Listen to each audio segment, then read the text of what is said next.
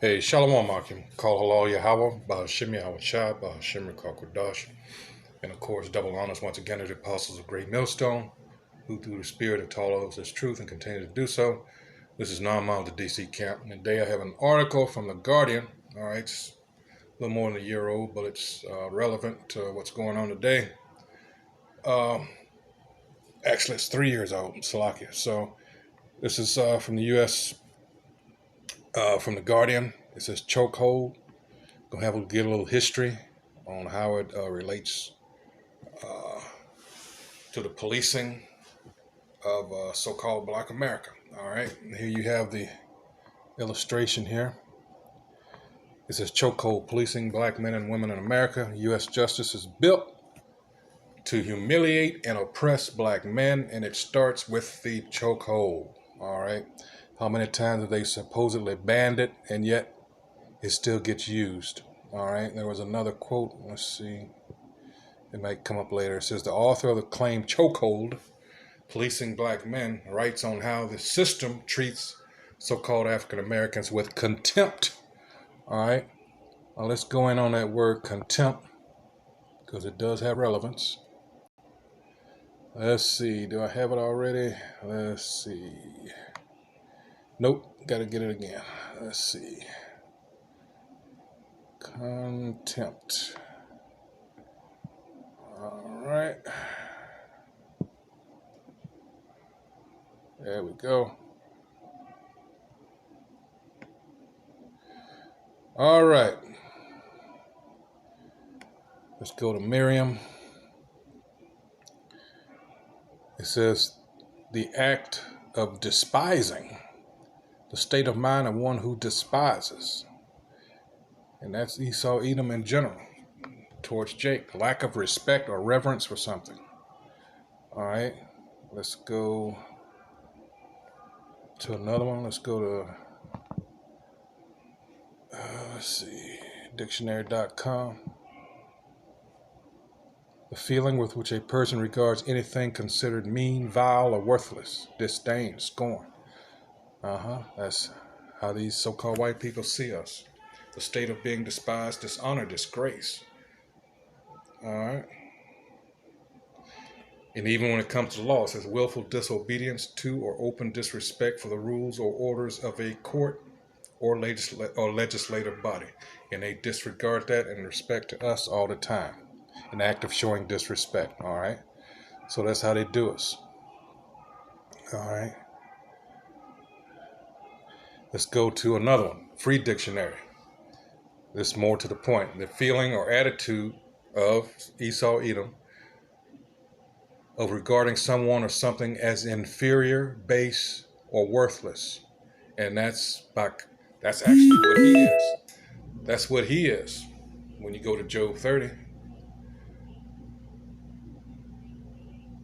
All right. They're vile. All right. And in Daniel 4:17, what was it called? They call the basest of men. That's them. And that goes into, what's that psychological term? I believe it's projection. When you've got a problem, but you project that onto someone else. All right. That's enough of that. I think everyone gets the picture. All right, let's go back to the article.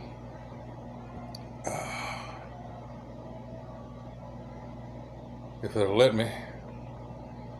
All right, here we go. All right, waste enough time on that. So it says, it goes on to say, if police patrol white areas as they do poor Black neighborhoods, there will be a revolution, and that's so true. It says chokehold, a maneuver in which a person's neck is tightly gripped in a way that restrains breathing. A person left in a chokehold for more than a few seconds can die. The former police chief of Los Angeles, Daryl Gates, who's a racist bastard, you all, didn't remember him, says once suggested there is something about the anatomy of African Americans that makes them especially susceptible to serious injury from chokeholds because their arteries do not open as fast as arteries do on normal people. Wow. Which, it doesn't matter. He was just a racist bastard. All right, it says the United States Supreme Court decided a case about chokeholds that tells you everything you need to know about how criminal justice works for African American men. In 1976, Adolph Lyons, a 24-year-old black man, was pulled over by 4 Los Angeles LAPD officers for driving with a broken taillight. The cops exited their squad cars with their guns drawn, ordering Lyons to spread his legs and put his hands on top of his head. After Lyons was frisked, he put his hands down, causing one cop to grab Lyons' hands and slam them against his head. Lyons had been holding his keys, and he complained that he was in pain.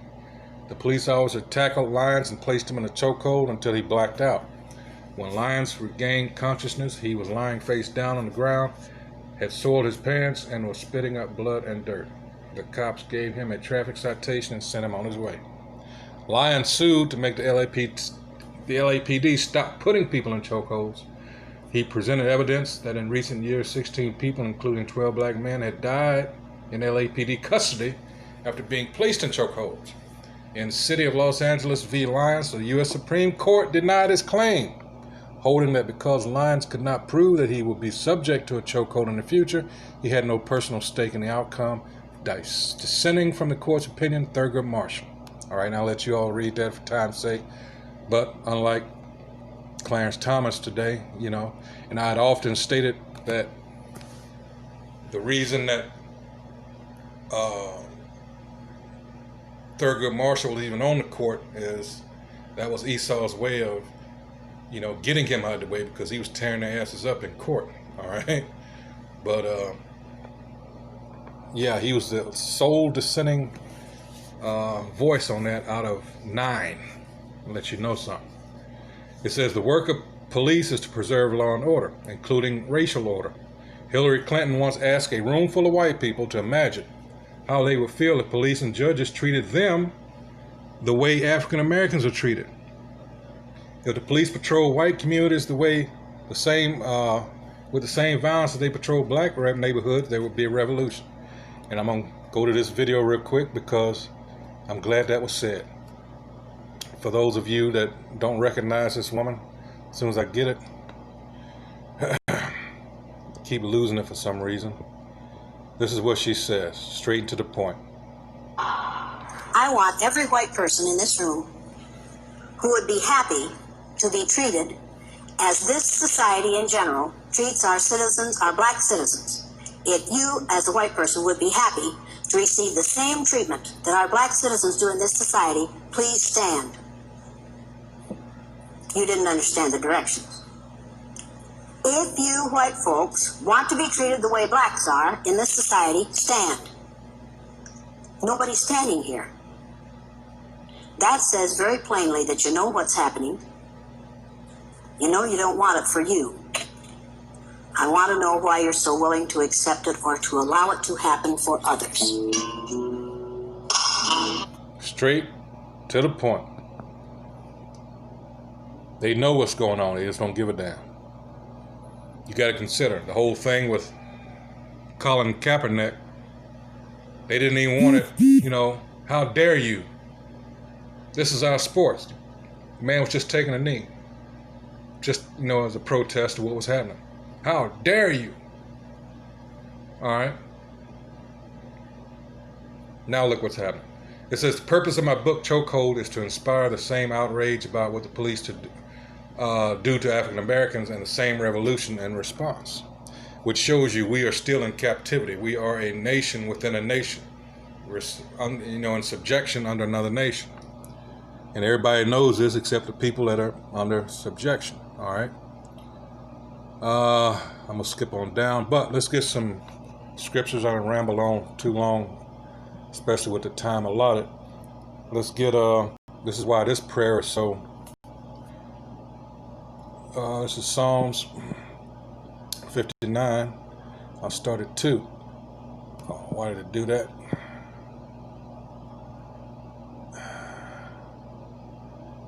This is Psalms 59 and 2. It says, deliver me from the workers of iniquity and save me from bloody men. Esau, Edom.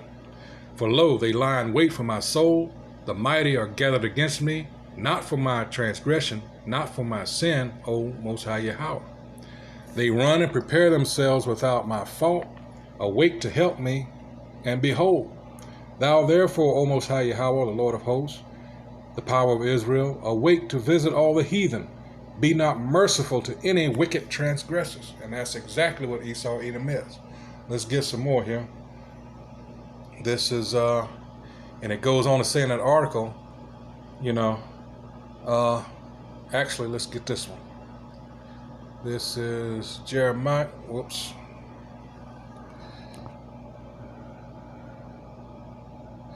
This is Jeremiah 15:5. It says, "For who shall have pity upon thee, O Jerusalem?" Remember, Jerusalem is the people before its place. "Or who shall bemoan thee? Or who shall go aside to ask how thou doest?" Of course, that's rhetorical. We know the answer is no one. Let's look at that bemoan. Strong's 51:10. Nawad. It says, the first one, it says, the last part, it says to have compassion on. And the answer is no one, of course. To show grief, to lament, condole, show sympathy. All right. No one. No one. All right. Let's see. Let's go to Job. Because you have to ask, at some point, we've all asked ourselves this question here. And this is Job 19:21. It says, have pity upon me, O ye my friends, for the hand of the Most High hath touched me. Why do ye persecute me as God, and are not satisfied with my flesh? All right? And we've all felt that way at some time, but you got to remember, this is our fault. All right? We're the ones that went off. This is Lamentation 1. Let's see, I'll start at 12. It says, is it nothing to you, all ye that pass by? Behold, and see, is there be any sorrow like unto my sorrow, which is done unto me, wherewith the Most High Yahweh hath afflicted me in the day of his fierce anger?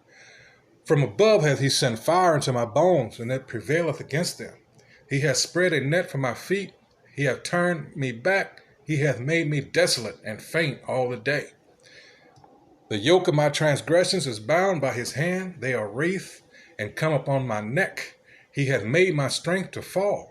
The Most High Yahweh hath delivered me into their hands, from whom I am not able to rise up.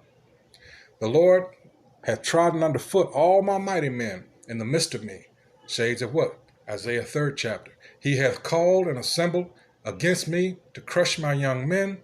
The Most High Yahweh hath trodden a virgin, the daughter of Judah, as in winepress. All right? Which what? Reminds you of what? The curses, right? And that's why we get into prophecy, because prophecy lets you know who the people of the Lord are. That's why that Talmud, and that's why they had to get away from the scriptures. All right? Those so-called, the pretenders is what I call them, the fake Jews. Deuteronomy 28:45, it says, moreover, all these curses shall come upon thee, and shall pursue thee, and overtake thee, till thou be destroyed, because thou hearkenest not unto the voice of the Most High Yahweh thy power, to keep his commandments and his statutes which he commanded thee. And they shall be upon thee for a sign and for a wonder, and upon thy seed forever. All right. And there you go. So I'm going to end it there because of the time. So once again, the article from The Guardian. It says, U.S. justice is built to humiliate and oppress black men, and it starts with the chokehold. So with that, I hope whoever views this is edified. So with that, call halal Yahweh, Bahashim Yahushua, Bahashim Karkadash. All right, shalom.